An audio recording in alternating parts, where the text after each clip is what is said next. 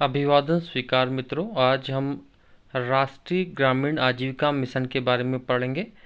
जैसा कि मैं इस वीडियो को शुरू करने से पहले आपको बताना चाहूँगा कि हमने इससे पहले एक वीडियो और भारत सरकार के कार्यक्रम और योजनाओं के लिए लाया था, जो कि मनरेगा से संबंधित था। और उस वीडियो में हमने कैटेगराइज किया था योजनाओं को। रोजगार से संबंधित योजनाएं कौन सी हैं, कौन सी योजनाएं स्वास्थ्य एवं परिवार कल्याण से संबंधित हैं। तो आप पिछला वीडियो प्लेलिस्ट में जाके देख सकते हैं। तो भारत सरकार के कार्यक्रम और योजनाओं से संबंधित ये वीडियो हमारा है। इसमें हम आज चर्चा करेंगे राष्ट्रीय ग्रामीण आजीविका मिशन की।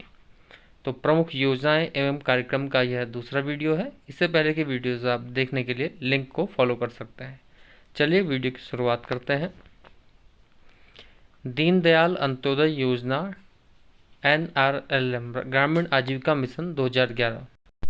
देखिए, दीनदयाल अंत्योदय योजना यानी कि NRLM यानी कि नेशनल रूरल लाइवलीहुड मिशन, जिसे शॉर्ट में NRLM भी कहा जाता है। इसकी शुरुआत 3 जून 2011 से की गई थी। नाम परिवर्तन: इस योजना का नाम नवंबर 2015 से इस योजना का पुनः नामकरण किया गया और इसका नाम दीनदयाल अंत्योदय योजना राष्ट्रीय ग्रामीण आजीविका मिशन रखा गया। तो फिलहाल इसे NRLM भी कहा जाता है। नोडल विभाग इस योजना का या इस मिशन का जो नोडल विभाग है वो ग्रामीण विकास विभाग या ग्राम्य विकास विभाग है। इससे पहले हमने जो रोजगार संबंधी योजनाएं पढ़ी उसमें मनरेगा को हम पढ़ चुके हैं, जिसे आप पिछले वीडियो में देख सकते हैं। अब हम बात करेंगे NRLM के बारे में। NRLM यानी कि राष्ट्रीय दीनदयाल अंत्योदय योजना राष्ट्रीय ग्रामीण आजीविका मिशन। इसकी पृष्ठभूमि क्या है, इसके बारे में हम जानते हैं।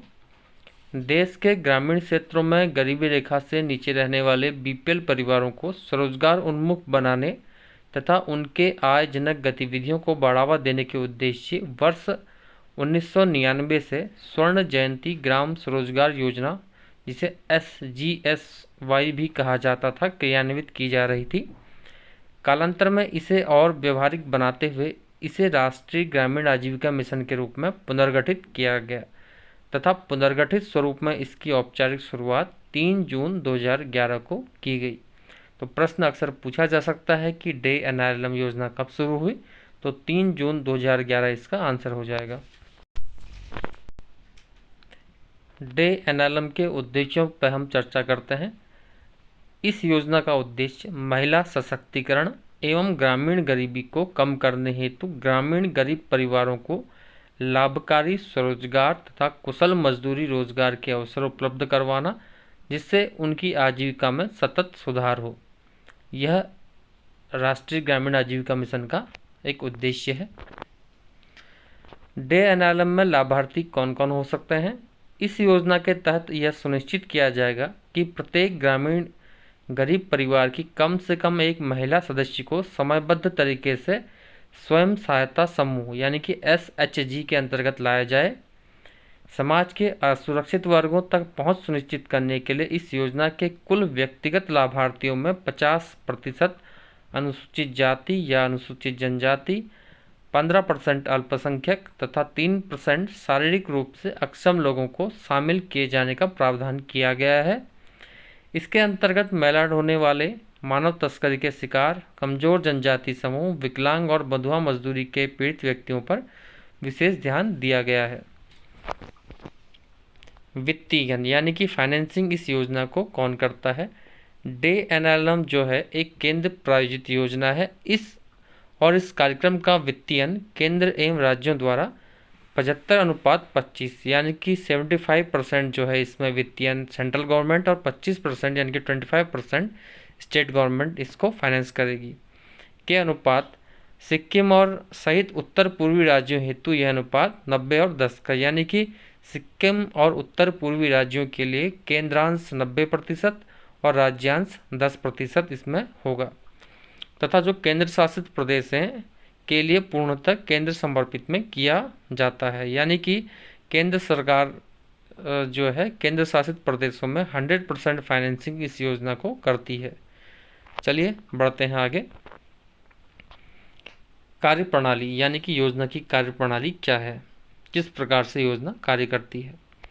इसमें स्वयं सहायतित उद्देश्यों की पूर्ति के लिए सामुदायिक पेशेवरों के माध्यम से सामुदायिक संस्थाओं के साथ कार्य किया जाना शामिल है, जो DNLM का एक अनूठा प्रस्ताव है।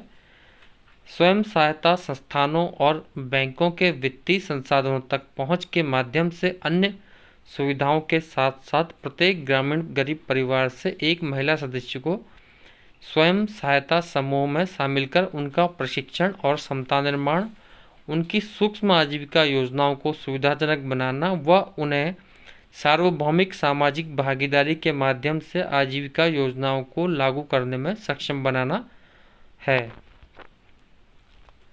DNLM की एक और उपयोजना है दीनदयाल उपाध्याय ग्रामीण कौशल योजना DDU-GKY। DDU-GKY का उद्देश्य ग्रामीण युवाओं में प्लेसमेंट से जुड़े कौशल प्रदान करना और उन्हें अर्थव्यवस्था के अपेक्षाकृत उच्च वेतन वाले रोजगार क्षेत्रों में बनाए रखना है। सारांश बताने से पहले मैं थोड़ा सी योजना को विस्तार में आपको समझा दूं। DNLM एक ऐसी योजना है जिसमें महिला स्वयं सहायता समूह का गठन किया जाता है, जिसमें ग्रामीण परिवार की गरीब महिलाओं का चयन स्वयं सहायता समूह के सदस्यों के रूप में किया जाता है। इस योजना के तहत महिलाओं को DDU-GKY के माध्यम से प्रशिक्षण देके उनको कुशल रोजगार उपलब्ध करवाया जाता है, जिसका वित्तीय पोषण बैंक ऋण के माध्यम से केंद्र सरकार और राज्य सरकारों द्वारा किया जाता है, जिसमें ब्याज उपादान आदि वित्तीय सहायताएं दी जाती हैं। अंततः सारांशतः NLM का उद्देश्य स्वयं सहायता समूह के माध्यम से ग्रामीण महिलाओं को सामाजिक आर्थिक रूप से सशक्त बनाना है।